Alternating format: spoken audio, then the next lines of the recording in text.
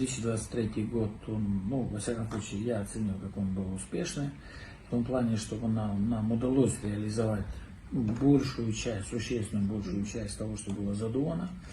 Но вот нам удалось восстановить длительные вещи, такие как фуникулер, пока еще стадия завершения, ну, практически на финишной стадии, осталось только восстановить фонтанную часть, но главную колоннаду нам удалось восстановить. Вот. Большие работы были проведены по очистке территории, если обратили внимание, там кто поднимался. Верхнюю часть удалось привести в порядок, и по большому счету фонтаны и освещение осталось на фуникулере. Но мы в этом году это дело завершили. Вот.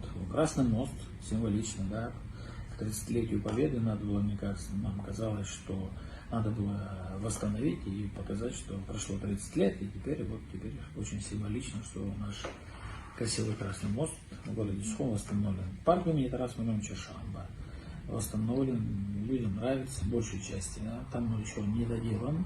Мы там будем устанавливать детскую карусель большую. Это будет в этом году. Ну, думаю, что в первой половине, может даже к Дню города успеем, к июлю месяцу. Вот. Удалось восстановить платформу ГОМа, обратили внимание, наверное, да. Мне кажется, прилично получилось, удалось восстановить по-новому, в своем первозданном виде. Вот. Удалось восстановить часть набережной от Амры до, значит, памятника Махаджиров. Ну и по договоренности с инвесторами у нас появился новый мост Сердечко-Классно.